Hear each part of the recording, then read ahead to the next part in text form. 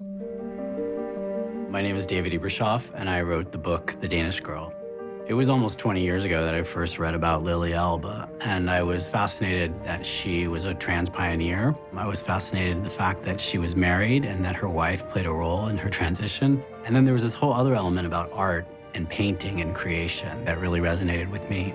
I was sent David's fabulous book, and when I read it, I was astonished that this story had lain buried for so long, and I was amazed that this account existed. Tom had been interested in this project for a long time, and when he finally committed to make the film, we all understood and completely respected that he would have a very specific vision. I read this script and fell in love with it immediately, and I remember I wept 3 times when I read the script, which is very unusual. And to this day, it's the best first draft I've ever read. And so I sort of fell in love with it and always dreamed of making it. Okay, here we go. Roll cameras, please. Action.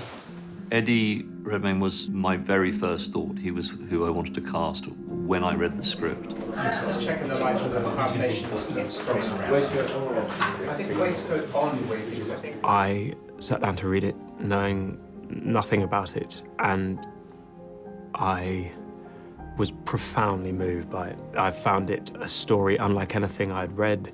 It was a unique and deeply felt love story about 2 incredibly special human beings.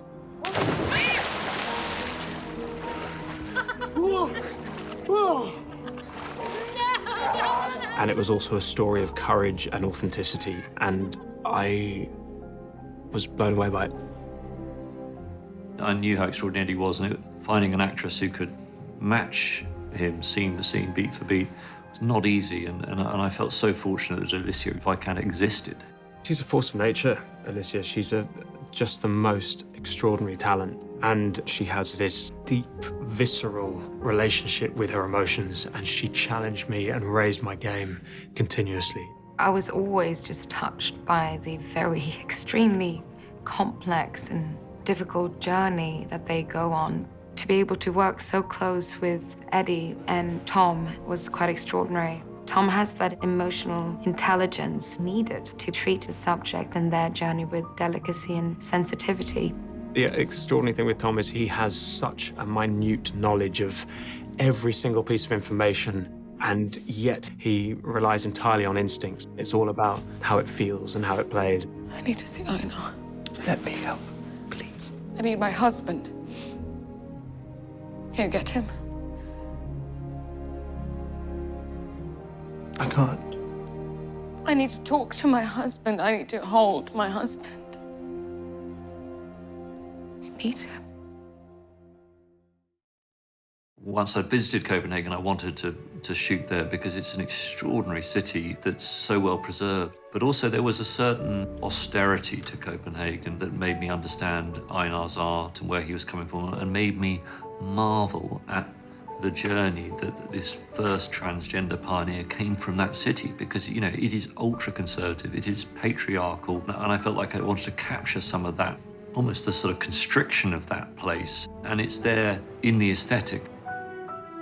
I got very inspired by the paintings of Hammershoy, who's a wonderful Danish artist. So we decided to build a replica of Hammershoy's apartment based on the paintings. I threw Danny Cohen the challenge of lighting the film in the style of these wonderful paintings and trying to capture this incredible softness of the light you get in these long, extended summer evenings in the north. Certainly place and location was such an important element to this story. The idea that these were artists and they were part of a bohemian set, and they worked within the context of theatre as well and dance, and quite often artists can be at the forefront of change and freedom. Part of what I love about this story is the era. We're lucky because it's such a textured, interesting, colorful epoch. It bore so much energy and life and change, and just like the wardrobe as it changed for women with the expectations and the attitudes that women had about themselves. Gordon loves a scandal. Look at the way she dresses, flaunting her ankles. I don't think anyone is likely to be corrupted by seeing my ankles. With Paco, the stylist, I've tried to make sure that Ulla was ahead of her time, but still You know, it still made sense. It was still organic to the story. She's a ballet dancer, she's in the theater, she's a diva, she's famous, and she's gonna do what she wants. Fashion is fascinating because it's a reflection of society and the social problems that people are living. We wanted to create, at the beginning of the movie, a sort of like more repressed society in Denmark. It was a sort of like very laborious, industrious, and proper bourgeois society. And in a way, Einar was self-contained in himself, not letting Lily to come out, because the society around him didn't allow him really to do it. It was quite the opposite. Paco's costumes are amazing, and the makeup, obviously, what Jan did with the makeup. Oh my God. The first time I saw Eddie in the test was like, chills.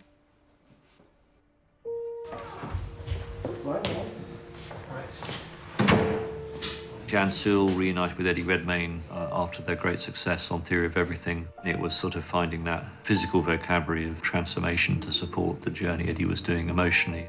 We start him off very straight, very stiff, and then as he progresses, he becomes softer. We start to add little bits of makeup in, just to add little bits of femininity and soften him through, We have the scenes where he's starting to play with makeup, lovely scenes. And then the first moment, he goes to the artist ball where Lily, I suppose, first appears.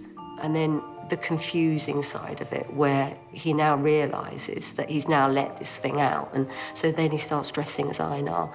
But actually, there's something not quite right. And again, this is where we add this little bit of femininity. And most of it, of course, is done by Eddie. The way he moves and walks. I mean, it's a wonderful journey, a lovely emotional journey, I think, for Eddie to do. In the preparation process, we worked quite intricately and intimately on the script, and he then allowed me the freedom to work with Alex Reynolds, who's a wonderful movement coach I work with, and she just has a wonderful sensibility, and she knows me pretty well, and she knows what I react well to and don't, and part of it was about Lily's extraordinary capacity to be free and to be herself. Part of this process, working with Alex, was about freeing myself up to be in a place to really be able to access Lily's story as truly as possible.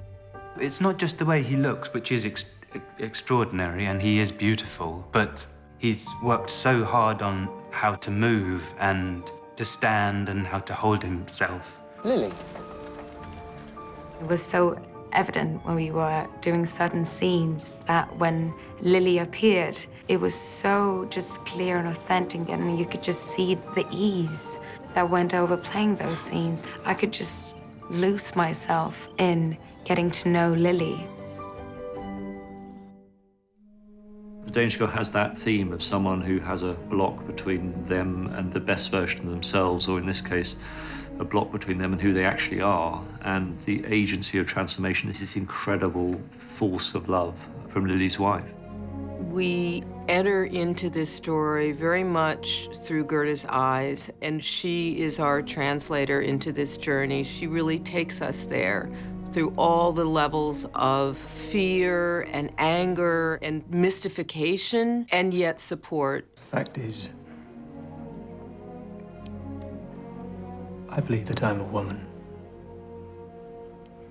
Inside. And I believe it too. This love story, it's based on a marriage, how Gerda stays with Lily. And when Lily becomes so depressed, she's going to do everything she can to help her become the woman she wants to be. You're still angry with me? I'm not angry with you. I'm worried about you. You heard my wish, Gerda. When no one else could hear me.